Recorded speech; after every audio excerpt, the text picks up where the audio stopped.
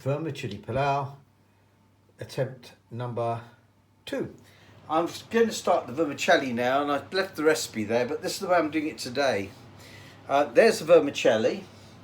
I've dry roasted it in that pan, and it's gone from a yellow to a little sort of goldy brown colour, which you're meant to do, apparently. So I've done that. Now put some oil in there, and I'm going to start doing the cooking, but I'll show you the ingredients before we start. Right, now in this bowl is garlic, about 7 pods of garlic, ginger, about 25 grams worth, about, I don't know, a couple of inches long, and 5 tablespoons of ground coconut. The recipe actually says ground ginger, ground garlic. I think they mean the powdered stuff, but I haven't got it, so I've had to make do with this. Here is the vermicelli in the packet. It's from an Indian shop.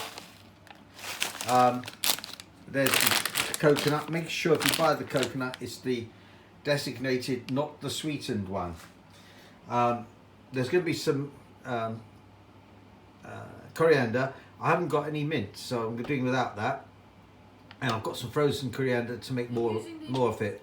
There's some cinnamon and cloves that have got to go in.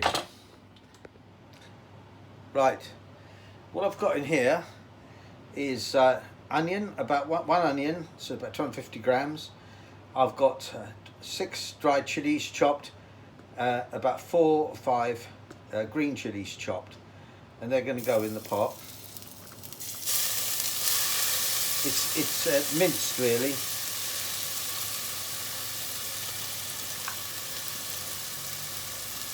I'm putting those in.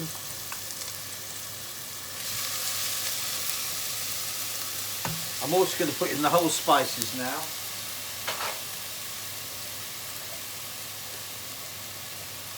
Which is the clover and cinnamon.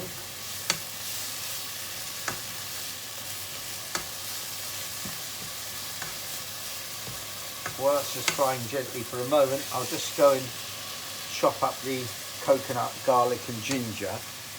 But again, after a few minutes, I think had this been ground powdered ones, powdered ginger, powdered garlic, I'd probably have put it in a bit later, but as it's now, I'm going to put it in now as it's all fresh because it needs time to fry.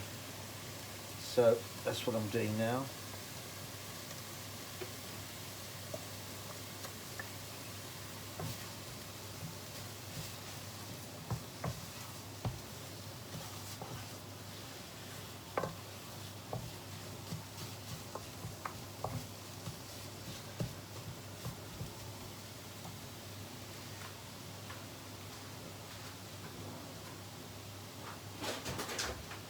Smells very nice. That's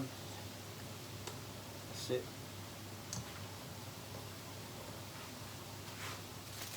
Now I'm now putting in the coriander bunch, which is frozen, but I'm breaking it all up, so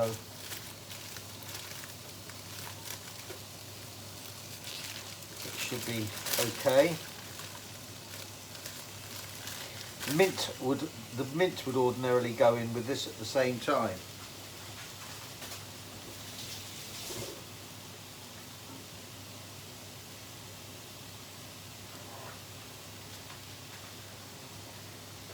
So that's all in there now.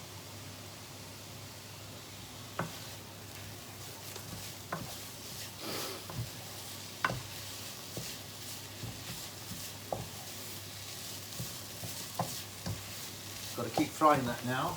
Now, one of the problems with this recipe is that the old family book that I found says fry things for little times.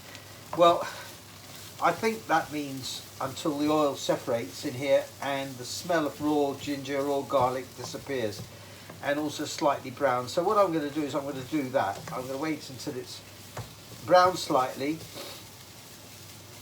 and the oil is beginning to separate from the fry, and then I'll add the mince, and then I've got to add water, which is just enough to boil it and cook it and leave it dry once it's finished. So it's quite a bit of a fiddle this, so we'll see how we go. Right, the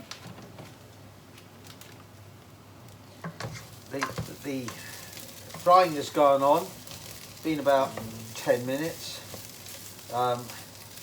The oil seems to be separating now. If I do that, you can see it coming away from the fry, and I think now's the time to add the mince. The raw smell seems to have gone, and so I'm going to add the mince now. Now this is lamb's mince. Mutton was the original recipe, or beef, but then we haven't got that, so we're using this. And so what I'll do is I'll put that in there like that, get it mixed through.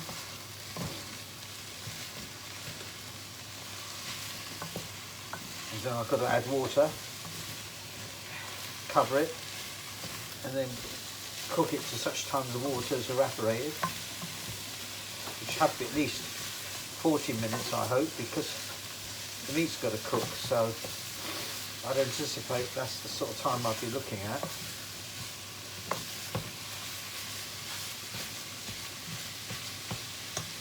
Right, now I'm adding some salt to taste, which is my usual palm size amount. That goes in like that. I've now put a cup of water, which is this. I'll show you. This is half cup fit. This is a half cup measure. That's one measure. That's 1 cup. That's 1 cup of water there. See what that looks like. I probably need the 2nd cup.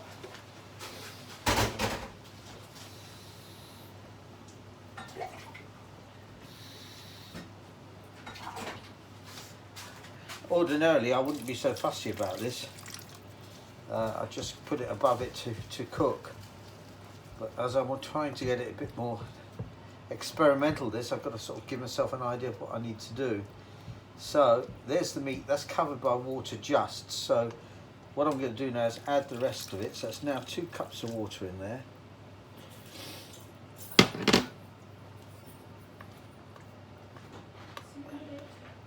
So 2 cups of water in there, and I'm now going to put the lid on. Got the bits that dropped out, it'll all be cooked, so there's no bugs. Right, now I'm going to put the lid on, which I think is possibly, no, I'll have to find the lid. See if I can find the lid. That's it. That's not the right lid actually. Anyway, here's the vermicelli I dry roasted. It's 1.5 cups. Using that, using a measure, and I'm going to put the equivalent of 3 cups of water in it and see how that goes. You dry roast it. Takes about 5 minutes, and it gets a kind of golden colour, and looks okay. Right. After 25 minutes or so, I've taken off the lid of the pan, because I now need to dry cook this. This is all very experimental, so I'm hoping that 20 minutes will get it to a dry consistency, and then I can add the other stuff. So see how that goes. 20 minutes, oil will come to the top. Right, so the water is now gone, as you can see, and this is the part that I'm unsure about. We'll see how it works, but it's not a recipe. I've googled it and there's no other recipe on Google, which is unusual. Anyway, there is 1.5 cups of dry roasted vermicelli, and there is 3 cups of water.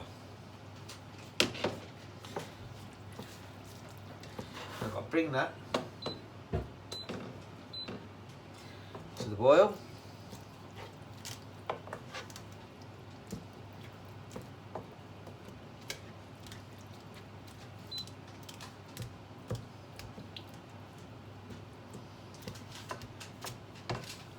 And I'll put, it says a bit more sugar for this vermicelli.